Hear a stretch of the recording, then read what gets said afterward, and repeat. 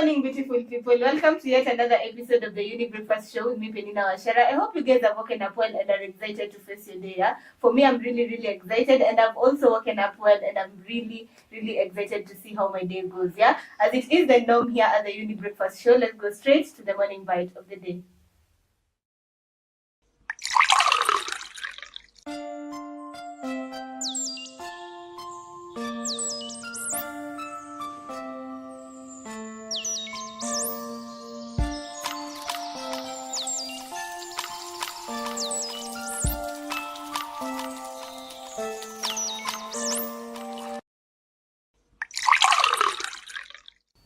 Okay, today's conversation is all about self-awareness. We've found ourselves mostly, sometimes we don't have the confidence, we are always shy, we don't even know who we are and what we want to do. And the conversation of today is bringing an insight on us having good confidence, good self-esteem, and all things around. As we are having this conversation, remember you can always interact with us through our social media platform, Younib_TV on Instagram, Younib Media TV on Facebook, and there's a number on your screen. You can SMS or WhatsApp 0719 144 144. And remember that this show is proudly brought to you by Miss Yo Ashan and Younib Organization, and we're trying to reach out to the community to teach you on matters mental health. So if you have any psychological issues that needs help, you can always call the number 0700 352 250, and our very own psychologist will be able to help you out. Yeah. Without further ado, let me introduce to you guys the guest of the day. Good morning. Good morning. How are you feeling this morning? Awesome. Yes.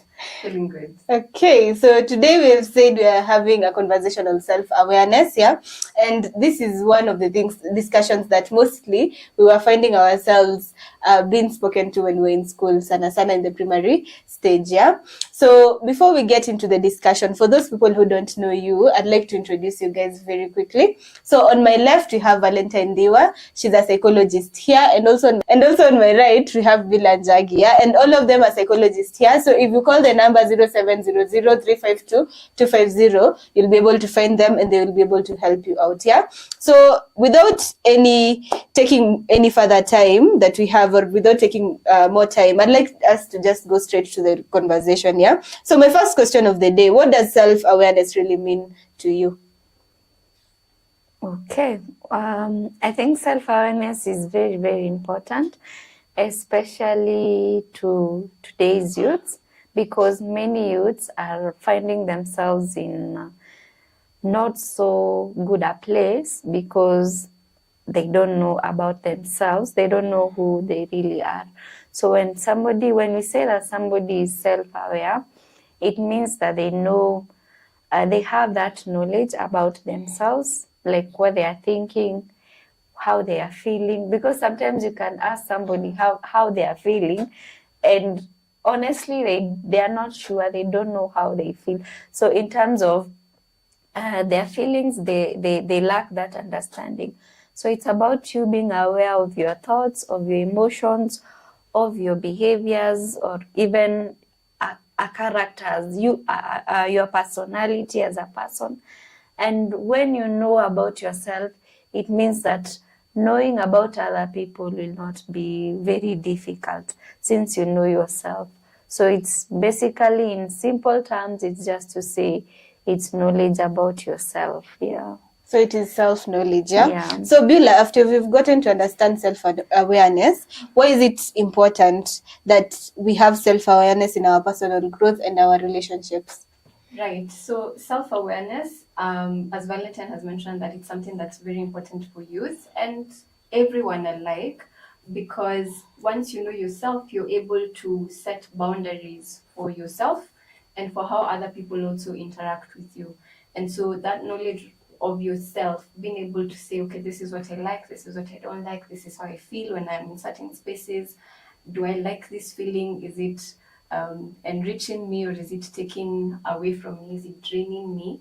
It helps you learn how to set boundaries in different aspects of life, so that whether you're at the workplace, or you're with your friends, or you're with your family, you're constantly looking out for yourself and making sure that you are your best self with those people around, and that you have taken care of yourself first. So it really, really helps in creating boundaries, I would say, in short. Okay, awesome. So Valentine, how can we differentiate? You said self-awareness is like self-knowledge, yeah? So how can we differentiate between self-awareness and self-consciousness? Okay. I think even before I talk about the difference between the self-awareness and self-consciousness. self-consciousness, maybe just to add on what Beulah said, when somebody is self-aware, it means that they'll be able to set the boundaries. So in that setting of boundaries, it means as a person, you'll be able to make decisions that are favorable, not only for you, but also for other person. And then the other thing that usually comes when you are self-aware or when you have the knowledge of yourself, other than setting best decisions for yourself, it means that as a person you will have the confidence, because awareness usually goes with the esteem. In terms of because recently we are dealing with youths, and we find that a lot of them are struggling with the issue of self-esteem. And in this, you find that many are reporting that other people are not maybe treating them well. But are they aware of who they really are? You find that most of them do not even know how to treat themselves. So you find that because they don't know how to treat themselves, they usually seek that in other people. But somebody who is aware of themselves, it means that, yeah, I know when I am not feeling well, I should do this and this. But since they don't have that knowledge, you find that most of them are really struggling in the area of self-esteem. They don't believe in themselves. Now, to come to your question of self-awareness and self-consciousness. Okay, self-consciousness and awareness, they are kind of similar, but to be conscious, it means that you have like the full knowledge, because the other part of the opposite of being conscious is unconscious. It means that you don't have any information concerning the other part. And even when we talk about the level of awareness, we have the conscious. Conscious it means that these are the things that we know. Like, for example, if I asked you, what did you eat in the morning? You'll say it's tea, or you took ngwashe, or you took ndoma. It means that you know. What is in the unconscious is that which you are not aware. It's not, you don't know about it. So self-conscious, it means that you have that knowledge, but that knowledge is it's deliberate, in the sense that if you ask me which type of shoes are you wearing, I'll be able to know, because I have that consciousness. It's like I have that life in me. Yeah. Okay. Awesome. I hope we are following up on this conversation, and we are trying to also understand what really self-awareness is all about. And now I know that we can all differentiate between self-awareness and self-consciousness. Yeah, remember to always interact with us through our social media platform, Younib_TV on Instagram, Younib Media TV on Facebook, and there's a number on your screen. You can SMS or WhatsApp 0719-144-144. Remember, if you have any issues with your mental health, you can always call the number 0700 352-250, and our psychologist will be able to help you out. As we are going for this break, I want to ask you guys a question. What's the hardest lesson that self-awareness has taught you? What is the hardest lesson that self-awareness has taught you? Let's take this short break and we'll be back with more. Don't touch that dial. We'll be right back.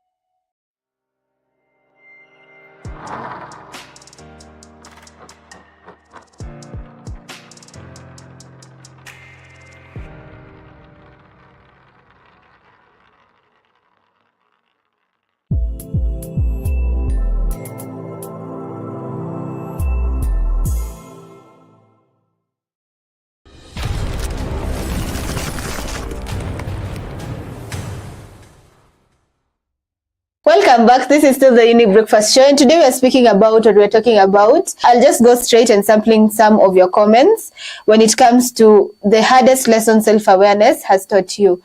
So the first one, that I was the toxic one in some friendships. It took a lot of reflection to accept that. I'll sample another one, that not everyone will like me, and that's okay. I used to be a people pleaser, but I'm learning to set boundaries. That's nice. That my fears were holding me back more than any external obstacle. I had to stop blaming circumstances and start working on myself. Another one, that I can change people no matter how much I love or support them. Another one, that being busy doesn't mean being productive. I was just running away from my emotions. And I'll sample the last one, that I stayed in certain relationship not because they were good for me, but because I feared being alone.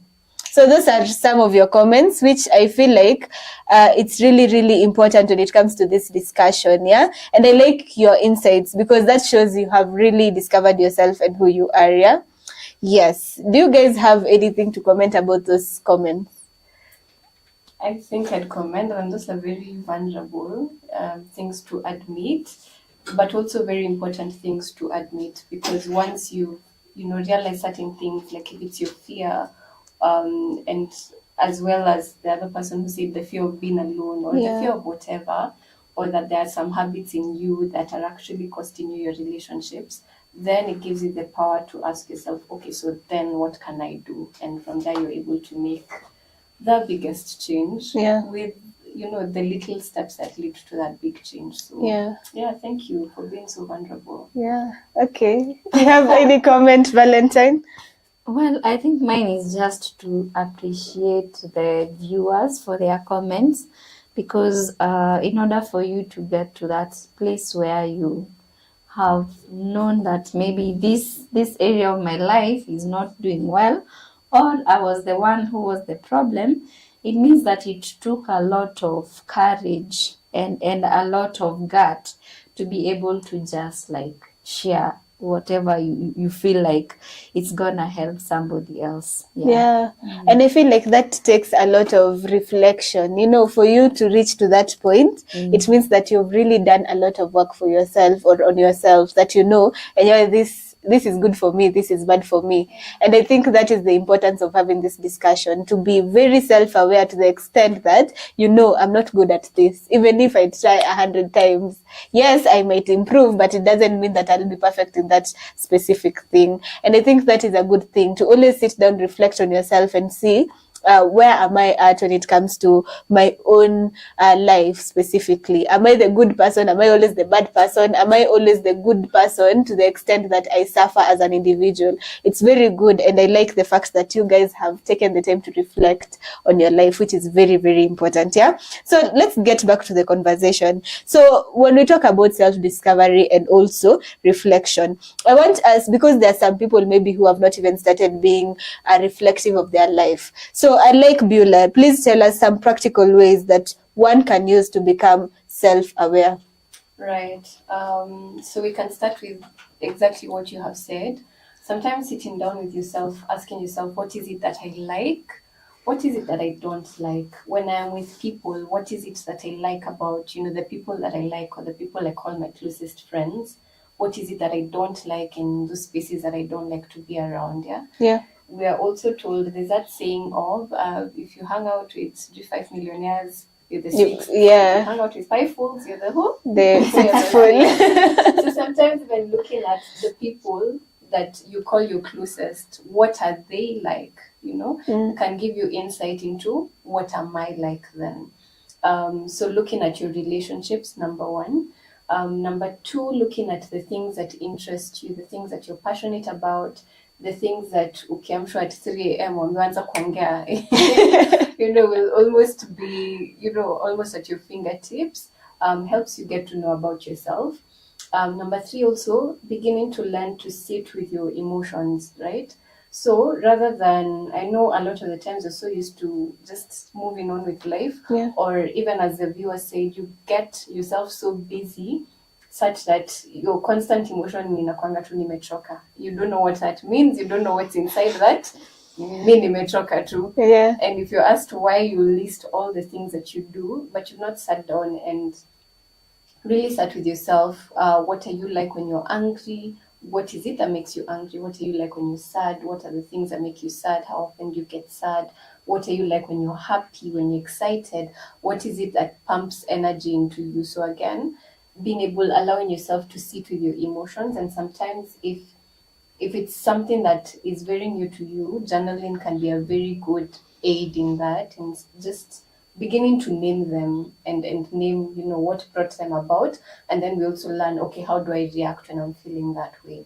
So we've talked about emotions, we've talked about relationships, we've talked about your interests and your passions. Yeah. I think one more that I would add is sometimes also looking at who you are as a child, because sometimes as children we're the most authentic version of ourselves before we are told you're too much, you're too little, you're not enough, or you need to be at 500 places at once.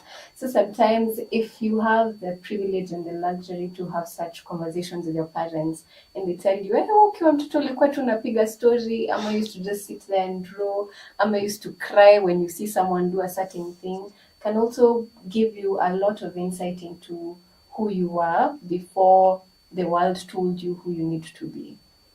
Okay. And I think maybe in addition, I would say, because Beulah has brought a very important point of the kind of relationship that you have.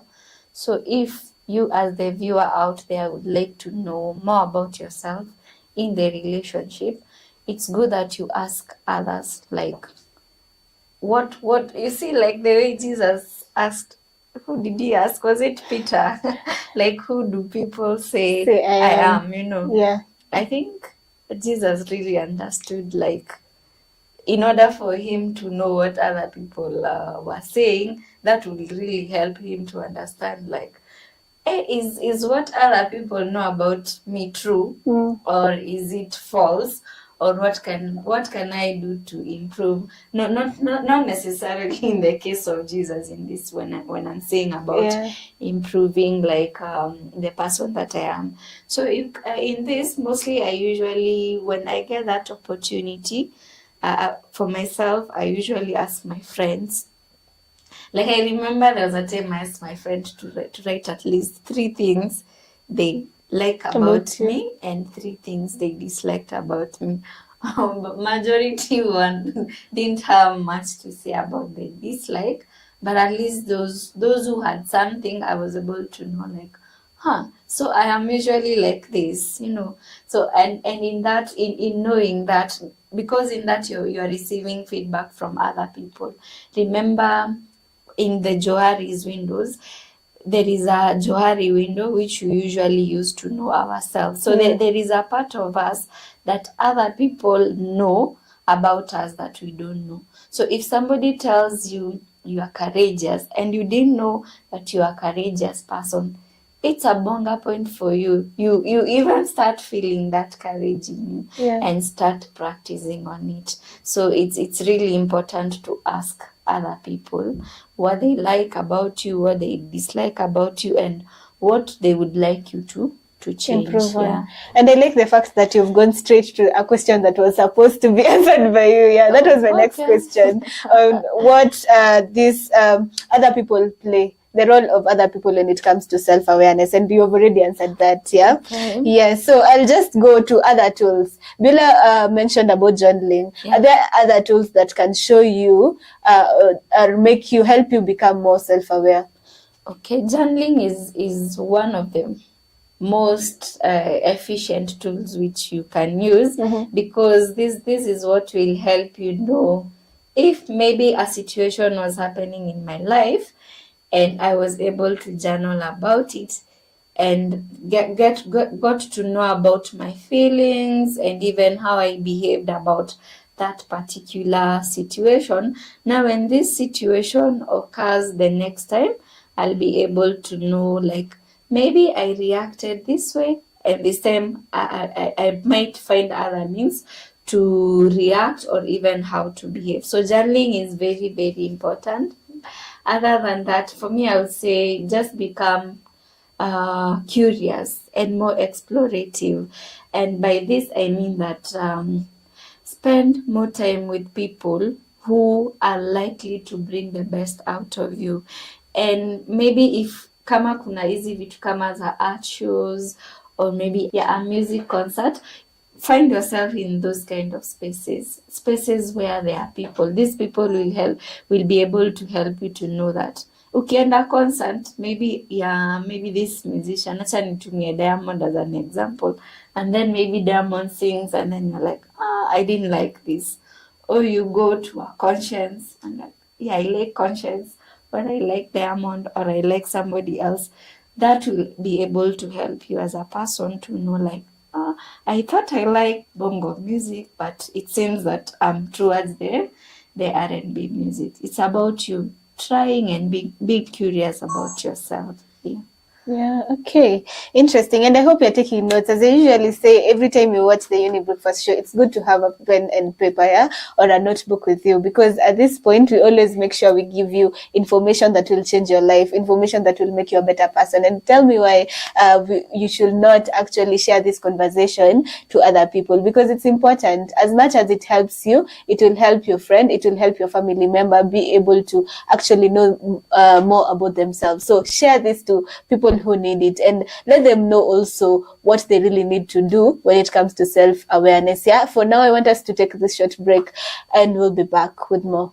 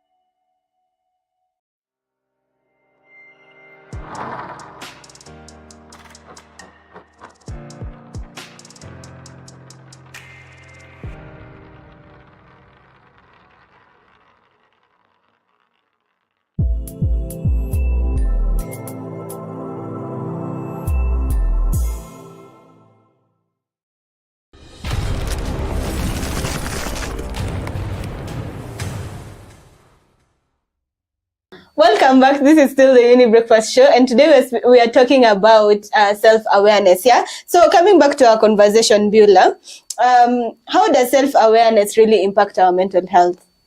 Right. So I'll start with something that Valentine mentioned. She talked about confidence. Yeah. When you're aware of yourself, you move differently. You're not timid. Also, you're able to stand up for your rights, right? And so when someone tries to infringe on, we talked about boundaries being, one of the benefits of being self-aware. And so when someone tries to infringe on that, you're able to be assertive, you're able to stand up for yourself. And so it means that you will not be oppressed. Sometimes we suffer, we get into distress because someone crossed our boundaries and we're not able to tell them don't cross, we're not able to advocate for ourselves. So you go back home and you're feeling bad because of what was done, but also bad because you feel like you betrayed yourself. So that aspect of confidence, that aspect of assertiveness, you're also able to know what is it that helps you, and you're able to get yourself out of situations. So when you realize, for example, that you've been feeling low for a couple of days, if you're self-aware, then you're able to process, okay, what is it that could have happened? What is it that I need to do? How can I help myself get out of this and go back to who I know myself to be? And so it gives you what we call resilience. You're able to endure hardships and come out of them stronger. You're also able to maneuver your relationships in a better way. And we cannot talk about mental health without talking about relationships, because we are in relationships with ourselves, we're in relationships with other people. And so when you are aware of yourself, when you know what you're about, you know then how you show up to the world. And so you show up in a way that does not defy your values, because you've already set that, right? Yeah. And so if everyone around you is, say, dishonest, or they like to gossip, and that's, you've known that that's not what you're about, then you're able to pick a space that actually feeds into what you're about. So it helps you make the decisions of who needs to be in your life, who doesn't need to be in your life, and how do you also need to show up for the people that are in your life. And so by effect, you get to be in healthier spaces, or rather healthier relationships, and that is always an added bonus on mental health. I guess other things we could say, Valentine was talking about, exploring different things as ways of finding yourself. These are feel good things that you're trying, as you're learning about yourself. It's sometimes very exciting to find out, oh, this is what people say about me. If you're to do, the experiment that she did, if you're to get feedback from other people, and there's that positive emotions that comes from hearing about or learning about the positive things about you. Hopefully, what is negative, you take that with a growth mindset, so that you're also able to get yourself in a space whereby you are healthy in all ways, and you're not refusing to grow. Because the danger sometimes of what we sometimes call self-awareness ni kusema mimi nakwanga hivi, Yeah. so you ought to understand me as I am. And what happens in that situation is that I would hurt the people I'm relating with, or the people that are around my life, and if they get hurt, they go, I end up lonely. And that loneliness again can grow into very many things, and later cause mental health distress. So being self-aware means being ready, being open to grow, to become what you have decided is the most authentic, the best version of yourself. And that comes with, again, improvements in all aspects of your life. Yeah. Awesome. I hope we've gotten to understand the impact of self-awareness when it comes to our mental health. So, Valentine, how does self-awareness really help in career growth and decision making? Wow, that's a very important question. And part of the importance of being self-aware is that it will help you to make better decisions in terms of you yourself and even others. For the sake of those who are parents, if the parents are more aware of what they want, or they know what is best for their children, it means that they'll be able to make the decision that is correct for their children. So now when it comes to career, being self-aware will really help you to make it into that career that best suits you. I know these days, especially in our country, with a lot of the decrease with the availability of the jobs, you find that many people are doing things that probably they don't like, but simply because it's a means of earning income, we find ourselves, especially as the youths, we find ourselves just doing anything as long as it brings something to the table. But at the end of the day, the kind of questions that we should be asking ourselves is, are we productive in those fields? In as much as we are doing things that probably are beyond our professional, at the end of the day, when you go to sleep, ask yourself, like, am I satisfied with what I'm doing? Is what I'm doing what I would want to do maybe in the next 5 years, 10 years, or even for the rest of my life? So for this person who is self-aware, even if you're in that situation, you would look for means of getting yourself out of that situation. An example would be maybe if I'm cooking chapati people and selling, and I'm feeling like, this is not what I want to do maybe for the rest of my life. Since I am more self-aware of myself, I'll be able to look for other means. An example will be like, you keep on encouraging yourself that a better job will come. So if you see an opening as a person, what you will do, you'll keep on applying for that job, and eventually, because of your persistence and perseverance, you'll find that you'll be able to get into that job. So being self-aware will really help in terms of the kind of decision that you make in your life and the kind of career that you choose. An example will be if somebody maybe did medicine and they go to a medical school and they feel like, this is not the best for me. You cannot go to a medical school and maybe the sight of blood is what scares you. Yeah. That would be like cheating yourself. Maybe utaenda, then kutakuwa na something like operation and stuff, utapata umefreeze, will not be able to do that. But if you know that this is my strength, maybe my strength is I like talking, you can go and maybe study journalism and do other things that are related to talking. So self-awareness will really help you to choose that career which is best for yourself. And even if that career would be bringing maybe stress, because stress is something that usually comes, you'll be resilient in the sense that you'll be able to know, like, yeah, if this is stressful for me, maybe I need to do something that is different. Yeah. Awesome. I like the way that now we've gotten to understand more on self-awareness. Asanteni sana for helping us be able to actually understand self-awareness, and also to give us tools that we can be able to use when it comes to building our self-awareness journey. Asanteni sana kwa kukuja. Yes, thank you so much. It's always a pleasure having you guys here in studio. Thank you. Yes, and to everyone who has made this show a success, thank you so much, Elias Muchina, for being the camera person and also the director.